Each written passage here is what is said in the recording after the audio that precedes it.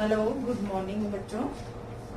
आज हम शब्द विचार पढ़ेंगे।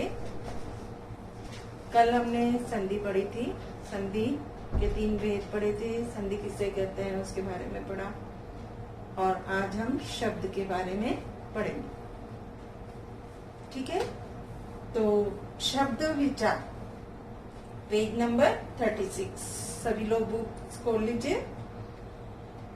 एक या एक से अधिक वर्णों के सार्थक मेल को हम शब्द कहते हैं। एक या एक से अधिक वर्णों के सार्थक मेल को शब्द कहते हैं। जैसे कमल। अब कमल के अंदर कितने वर्ण आते हैं वो देखिए।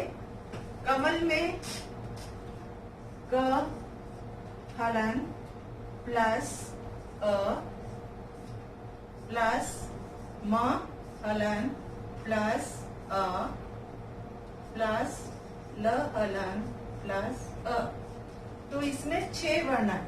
कितने वर्ण है? 6। ये कमल, ठीक है। तो इसमें 6 वर्ण, ठीक है। उसी तरह से पानी में प हलन प्लस आ प्लस न हलन प्लस बड़ी ई, इसमें 4 वर्णों का मेल है और इसमें 6 वर्णों का मेल है। इसलिए शब्द में 3 बातों का होना आवश्यक है। यानी इन सबको स्पष्ट करने के लिए 3 बातों का होना आवश्यक है। पहला, वर्णों का सार्थक मेल होता है। क्या होता है? वर्णों का सार्थक मेल होता है। दूसरा, उसका स्वतंत्र अस्तित्व होता है। तीसरा, उसका एक निश्चित अर्थ होता है। एक या एक से अधिक वर्णों से बनी सार्थक ध्वनि को शब्द कहते हैं। ये चीज भी जाननी है। देखिए, कई बार वर्णों का मेल स्वतंत्र रूप से कोई अर्थ नहीं देता। यानी कई बार वर्णों का मेल स्वतंत्र रूप से कोई अर्थ नहीं देता, निरर्थक जान पड़ता है, पर वाक्य में प्रयुक्त होने पर सार्थक बन जाता है। जैसे किटकिट, वाय। इन शब्दों का कोई अर्थ नहीं है, पर ये वाक्य में जब प्रयुक्त होते हैं तो अर्थवान हो जाते हैं। जैसे, क्या किटकिट मचा रखी है, चाय वाय का प्रबंध करो। चाय तो सही है, लेकिन वाय क्या है? तो ये जो निरर्थक शब्द हैं, जब वाक्य के अंदर प्रयोग में लाए जाते हैं तो वो भी अर्थवान हो जाता है।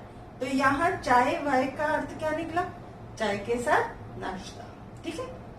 आगे है, यहाँ किटकिट व्यर्थ की बहस है और वाय का चाय के साथ कुछ नाश्ता आदि के अर्थ में प्रयुक्त हुआ है। अब है शब्द और पद में अंतर। कोई भी शब्द जब वाक्य में आता है तो पद बन जाता है। कोई भी शब्द जब वाक्य में प्रयोग होगा तो वो पद बन जाता है और एक व्याकरणिक इकाई बनकर व्याकरण के नियमों में बंध जाता है। जब वह वाक्य से बाहर होता है तो शब्द कहलाता है। जब वाक्य के अंदर होता है तो पद कहलाता है और वाक्य के बाहर होता है तो शब्द कहलाता है। अब शब्द और पद के अंतर देखिए। पहला अंतर है, वर्णों का सार्थक मेल शब्द है और शब्द वाक्य में प्रयुक्त होने पर पद बन जाता है। दूसरा अंतर, शब्द कोश में इसका अर्थ होता है, ठीक है, और शब्द कोश में इसका अर्थ नहीं होता। यानी पद का कोई अर्थ नहीं होता, शब्द का अर्थ होता है। तीसरा, शब्द का स्वतंत्र अस्तित्व होता है और पद क्या होता है? ये व्याकरणिक नियमों में बंध जाता है। समझ में आ गया? 3 अंतर है शब्द और पद में। आगे है शब्दों का वर्गीकरण। भाषा बहती नदी की तरह है। हमारी जो भाषा है वह बहती नदी के समान बताया है। जैसे नदी अपने उद्गम से निकलकर, यानी ऊपर से निकलती है जब, तो मार्ग के नदी नालों से मिलकर अपने स्वतंत्र अपने स्वरूप को निखारती बढ़ती चलती है, उसी प्रकार भाषा अपने मूल रूप को अन्य भाषाओं, उपभाषाओं और बोलियों से समृद्ध करती जाती है।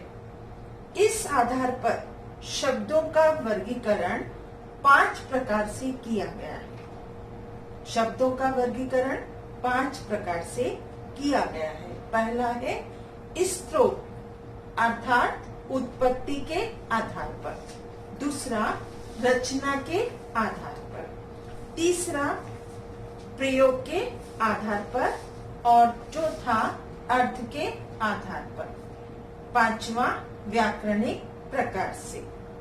तो आज हम इतना ही पढ़ेंगे। आगे हम सबके जो वर्गीकरण बताए गए हैं उनको अलग अलग रूप में पढ़ेंगे।